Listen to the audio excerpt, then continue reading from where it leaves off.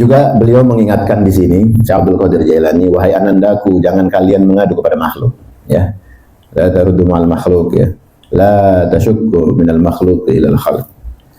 Jadi kita jangan sampai mengadu sama makhluk, mengadulah kepadanya. Iski ilal khalq, ya. Qul asuk huwa ilaihi huwa alladhi yuqaddiru. Sesungguhnya dialah yang membuat takdir, ya. Kalau kita mengadu sama Allah, siapa yang mengatur takdir? Kan Allah. Jangan ngadu sama makhluk. Apalagi ada keluh kesah. Ya, kalau banyakkan ngeluhnya ini bahaya. Orang kalau udah ngadu, modelnya ngeluh, yang ngeluh itu ada garis bawahnya ibadah. Ya Allah, padahal gue udah baik banget ya, gue udah berusaha begini ya. Ini bahaya ini. Jangan sampai kita ngeluh. Gue udah beramal banyak, gue udah begini. Ngadu sama orang lagi yang begitu. Ya. Sama orang yang diaduin bukan sifat membimbing, jatuhin. Lalu jangan capek-capek dah kalau gitu, percuma lu majlis, percuma lu banyakin zikir. Akhirnya begitu, karena ngadu sama yang salah tempat. Itu cara bagaimana Allah ingin menjauhkan hamba itu gitu. Dikasih temen yang jelek, dikasih apa? Kegelapan hati, kegalauan jiwa. Karena beliau mengatakan berada di antara apa, nafsu dunia yang merusak mental seorang muslim itu karena terkontaminasi dengan hubbud dunia yang berlebihan. Cinta sama dunia ini luar biasa. Ini akhirnya mengakibatkan keluh kesah, ngeluhnya apalagi yang kita bilang tadi, yang kita takutkan adalah mengeluh atas ibadah. Gue udah baik banget sama bini gue, sama anak gue, sama mertua gue. Lah kewajiban semua itu disebutin. Dia baik sama anak wajib, dia baik sama bini wajib. Bisa kita ngeluh sama sholat coba? Yang lebih parah kan begitu. Udah sholat ya Allah kok begini-begini aja. Bahaya. Mengeluh atas kewajiban. Ente nggak keluhin nafas ente coba. Yang Allah kasih selama ini.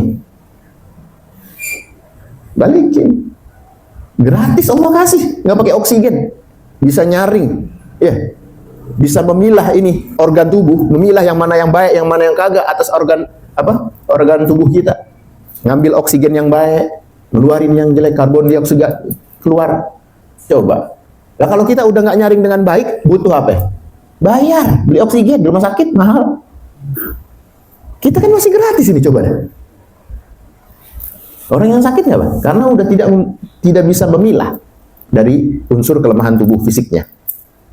Kok ngeluh sama Allah yang punya fisik, yang punya jiwa, yang punya alam, yang punya udara? Aneh, ngeluh sama ibadah. Dia lupa sama selama ini dia menikmati ya, buminya Allah, menikmati mataharinya Allah, udaranya Allah, dia lupa. Masya Allah, nauzubillah min dzalik. Jangan ngeluh. Kalau pengen kita bercengkrama sama Allah, apa-apa, bercengkrama, mengadu, ya. Mengadu bukan mengeluh, mengadu aja yang pantas untuk kita sebutkan dengan adab, dengan akhlak. Jadi kalau orang itu bercinta dengan seorang wanita atas nama cinta, istilahnya berpuisi, mengindahkan unsur kata, susunan apa sajaknya yang indah didengar. Begitu juga sama Allah, kudu lebih lagi. Yang maha baik, yang maha bijaksana, yang memiliki rasa tenang jiwa ini, ya, atas kehadiran asma'nya. Kita nyebut nama Allah aja enak. Ya Allah, kenapa coba? Ya Toyib, kagak begitu coba. Oh lagi susah banget. Ya Toyib, dah kemana lu lah? Manusia lemah, dia sendiri susah. Coba tanya. Ya kita kan gitu, ngeluh sama orang, nggak boleh. Yang akibat efeknya itu orang ini bakal menggeser ya akidah ibadah seorang yang mengadu kepadanya. Ya udah kalau gitu lu jangan rajin-rajin dah, biar sedang-sedang aja kan jadi begitu. Geser namanya tuh. Percuma lu rajin-rajin banget zikir, katanya sholawat 1000 kali dapat ini dapat itu, tuh coba dah. Akhirnya yang dijadikan tersangka apa? Agama. Karena ngadu sama orang yang salah. Ya, ngeluh apalagi. Ya, di antara pembendaharaan kebaikan adalah menyembunyikan rahasia kita kepada manusia. Musibah, bencana, rasa sakit, ya, itu sedekah. Baiknya kita sama orang, kalau bisa sembunyiin. Kan emang apa? Di mana tangan kanan yang memberi, tangan kiri Nggak tahu kan gitu. Ya, beliau juga mengingatkan, takutlah dengan lautan dunia karena banyaknya makhluk tenggelam yang tidak selamat di dalamnya. Kecuali beberapa makhluk aja yang selamat. Ya. Lautan itu kan menyeramkan ya. Itu serem laut tuh. Coba ente di tengah laut tuh, serem banget. Tenggelam. Rata-rata orang kalau udah nyemplung mati aja. Ya kan? Itu udah umum.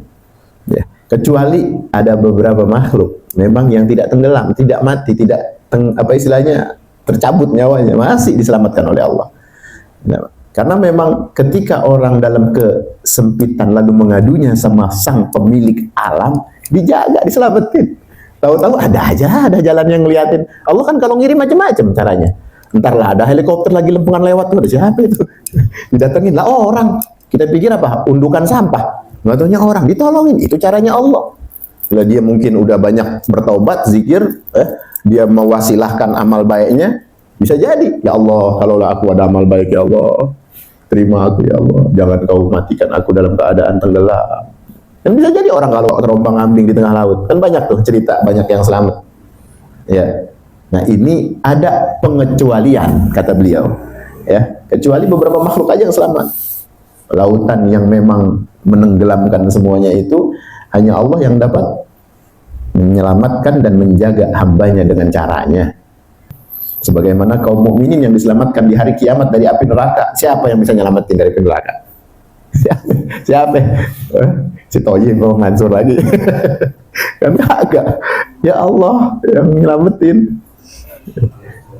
Ini salah satunya supaya kita mengingat Allah itu jauh lebih banyak daripada mengingat makhluk. Orang ada itu karena Allah ada ngirim. Ente nih ada di sini nih, antum semua nih. Karena Allah ngirim aneh untuk berhadapan. Gitu. Aneh juga begitu. Allah ngirim orang untuk mendengarkan. Semua ini ketergantungan kita sama Allah jauh lebih besar. Sedemikian kecilnya kita punya kebutuhan sama Allah pun harus bergantung. Yang pernah kita ceritakan juga, untuk urusan remeh-temeh kita minta sama Allah, jangan malu. Gitu. Tapi kalau kita masih banyak bergelimang dosa, ya, masih banyak ibadah-ibadah, rasanya malu kalau kita minta hal-hal yang kayak gitu, yang kagak layak. Ya sama lah kalau kita pengen bercinta. Tapi kalau emang kita udah rasa deket, perlu banget sama Allah, minta yang kecil-kecil sama Allah ditanggepin. Minta garam di rumahnya.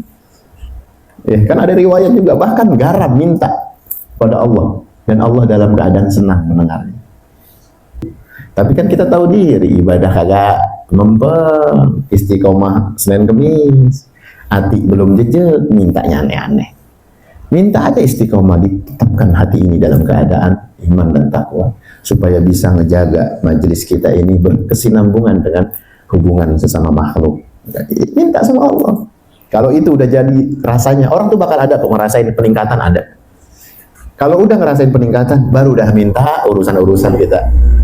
Sama anak bini dah, kalau yang kita sayang, sama orang terkasih dah, ya, orang tua kita. Kalau mintanya aneh-aneh, ya, yang belum menunjukkan baktinya gak bakal. Tapi coba lihat, kalau udah dia punya tingkat kasih sayangnya tinggi, ente minta setting celana, dibeliin. Kenapa? Udah deket banget. Udah deket masalahnya. Jadi urusan remeh-temeh diperhatiin. Ya Allah tolong, segitunya minta sama bapak, minta sama emak. Ya gitu. Kalau lagi emak lewat kan ke tukang jahit, emak bisa beliin. Resleting dibeliin, diperhatiin. Benang, ketek sobek dikit diperhatiin. Suruh bilang, kenapa? Karena sayangnya. Tapi kalau kagak sayang, kalau kagak deket, ya, kalau kagak cinta, nggak pernah nengokin, pantas nggak kira-kira datang nih, udah 20 tahun kagak ketemu, mak, ketek saya bolong, coba, pantas nggak tuh? Lu belum minta ridho gua, lu belum minta kedekatan cinta kasih sayang, lu belum jemput, lu belum minta maaf, ujuk-ujuk hal remeh-temeh gini lu ngomongin sama gua, pantas? Kan bisa begitu mak kita ngomong, bisa begitu saudara kita, ya ada saudara yang disayang ceritanya nih, datang-datang minta yang aneh-aneh kayak begitu, deket juga kagak, cuma sayang jauh doang. Ya, jadi bisa membedakan bagaimana kita ingin menggapai cintanya Allah, menggapai kasih sayangnya Allah, mesrain dulu sebagaimana kita memesrakan diri kita dengan kekasih. Minta aneh-aneh nggak apa-apa, pantas. Ente mah rajin banget ibadahnya, masya Allah. Tahajud nggak pernah lepas. Minta jarum pentul sama Allah dikasih, pantas. Kenapa? Dekat. Apa-apa mau ngadu, nggak sama orang nggak. Itu ya. Artinya memantaskan diri kita dalam memohon. Dan itu juga salah satu bentuk bagaimana kita melestarikan mahabbah dan cinta kita karena Allah. Ngapa-ngapain karena Allah. Ngapa-ngapain kita enak ibadah, ngamalin sunnah-sunnahnya, tambahin biar tambah mesra. Itu bukti. Nambahnya amal, nambah ilmu, itu bukti. Kenapa ya? Anak majelis biar jangan begitu-begitu aja. Sama yang lain. Bedain. Banyakin sunnah-sunnahnya. Gitu. Bukan cuma beramal secara kemanusiaan, itu mah Allah kasih kelebihan yang lain. Kita ada ambulan, ya. Kita ada fasilitas yang bisa kita pakai buat nolong orang. Itu mah tipe lain dalam ibadah, bagus banget. Tapi kalau kita tambahin lagi dekat sama Allah, kan kita harus imbang. Hablum minallah, hablum minan nas. Bagaimana kita merajut tali kasih sama manusia, begitu juga lebih utama lagi apa? Merajut tali kasih kita sama Allah supaya berimbang. Pantes dah habis itu dah ente minta anak yang cakep, mantu yang ganteng, yang pinter, yang soleh, pantes minta sama Allah dikabul, yakin dikabul sama Allah. Kenapa? Kita udah mantesin diri, kan gitu tadi ya. Adabnya itu mantesin diri kita sama orang kekasih gitu. Ya, ini baru calon, ini baru katanya minta macam-macam. Orang tua kandung aja kalau kagak pernah ditengokin marah kok minta aneh-aneh. Mari kita coba mawas diri ya untuk bisa sejauh mana kita bisa bercengkrama, bermesraan sama Allah. Dikala orang nggak tahu ini namanya mancing secara zahir.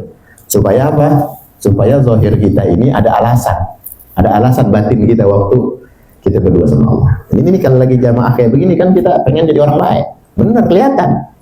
Tapi yang lebih hebat lagi di saat kita berdua sama Allah. Kapan? Sendirian, tengah malam, gitu, di keheningan. Ya nggak mesti tengah malam juga sih. Kalau emang lagi sepi aja, enak tuh ibadah, enak zikir, munajat sama Allah. Sejauh seindah kita untuk bercengkrama mesra sama Allah. Ngadu yang apa aja kita bisa meningkatkan cinta kita sama Allah. Kalau emang udah pantas minta yang macam-macam dikasih. Kan syaratnya kita untuk berdoa sama Allah apa? Yakin akan doa kita dikabul. Tapi adabnya doa juga kudu dijaga. Beradab. Kagak sholat banyak doa coba. Ini sama tuh. Ya, kita gambarin, mengkiaskan aja. Sama orang kagak sholat, pengen masuk surga Firdaus paling tinggi lagi, mau deket apa Nabi. Konyol. Ya biar tahu diri lah, biar tahu diri. Kalau kita pengen baik, kalau kita pengen istiqomah, ya pantas kita banyakin amal kita. Udah hablum minan nas, hablum minallahnya selalu kita jaga. Kan awalnya juga begitu, kita dekat sama teman-teman yang ningkatin ibadah. Awalnya itu gara-gara teman, ya. Tapi kalau udah sampai kok enak nih buat nambahin sunnah nih, tambahin. Duhanya nih kerjain, ya. Ya nggak apa-apa, nggak mesti harus setiap hari, enggak. Tapi coba sholat tasbihnya. Kalau udah bisa setiap hari, namanya udah jadi nafas. Nah ini namanya udah jadi cinta kita sama ibadah. Kalau udah cinta sama ibadah nawafil, apa yang Allah katakan? Ya. Wa idza ahbabtu kuntu sam'ahu alladhi yasma'u bih. Ya, wa ma taqarraba ilayya 'abdi bin nawafil. Sesungguhnya kalau pengen dekat sama aku, seorang hambaku ya harus melakukan apa? Sunnah-sunnahnya. Fa idza ahbabtu, kalau Allah udah suka, kalau aku sudah suka, kuntu sam'ahu alladhi yasma'u bih. Aku akan menjadi pendengarannya.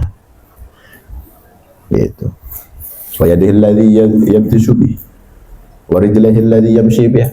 Tangannya jadi tangannya Allah, langkahnya jadi langkahnya Allah. Udah kita kayak didampingin sama Allah ya terus. Karena apa? Karena udah cinta. Ini udah cinta. Kalau udah cinta kan nggak mau ditinggal. Sama sunnah-sunnahnya, sama sedekah. Udah cinta banget sama sedekah. Nggak bisa kalau kita nggak beramal. Nggak mau kita berangkat ke Jumatan kalau kita nggak bawa bekal untuk beramal. Bukan pengen ke warteg doang tuh di kantong, ini buat warteg, ini buat amal, pisahin. Yang ini buat ngeteh, kopi. Gitu. Jadi kalau udah sampai dia cinta sama ibadah, Allah udah yang menjaga kita dari segala bentuk perilaku hambanya yang dicinta. Hati-hati sama orang ahli ibadah, hati-hati sama orang ahli ilmu terutama. Ibadah sama ilmu bareng. Nah, tuh udah hati-hati. Omongannya jadi makbul. Prasangkanya aja nih, ya, bisa bahaya. Ya, ittaqu firasatal mu'min. Hati-hati sama firasatnya orang mukmin. Kalau dia udah ngomong, hati-hati. Innahu yanzuru bi'uyunillah. Sungguhnya dia melihat dari kacamatanya Allah, ya, dari pandangannya Allah. Dia berkata juga bisa dari itu, hati-hati makanya. Ya, kita ingin kalau mau menjadi orang yang dikasihi Allah, itu bakal waktu ngucap tuh baik-baik. Enak aja ngomongnya, Masya Allah, ente mudah-mudahan jadi orang baik dah. Itu tanda tuh. Tanda orang yang udah deket sama Allah nggak pernah ngomong macam-macam. Kecuali kalau emang dia ada isyarat yang kurang baik. Makanya kita kudu ngaji, ya.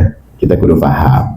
Jangan sampai kita dikhianati oleh jiwa kita sendiri. Yang tadinya kita udah paham, kita takut. Yang tadinya kita pengen ngamalin, kita jadi pelit sama amalan. Makanya tadi diingatkan ketika lautan itu bisa menyelamatkan hambanya, beliau juga api juga bisa menjadi dingin atas izin Allah. Ya, seperti mana yang terjadi pada Nabi Ibrahim alaihissalam. Mudah-mudahan ya ada manfaatnya. Mudah-mudahan pembahasan kita menjadikan kita semakin meningkatkan takwa iman kita, syukur kita atas ilmu, syukur kita atas amal yang lagi kita jalanin ini. Mudah-mudahan menambahkan terus kebaikan, memupuk iman kita, menjaga iman takwa kita, Islam kita, ihsan kita, takut terus rasanya diawasin sama Allah. Ini mudah-mudahan dari fadilahnya kita hadir, dari keutamaan kita istiqomah, ini Allah tetapkan hati kita sampai mati besok.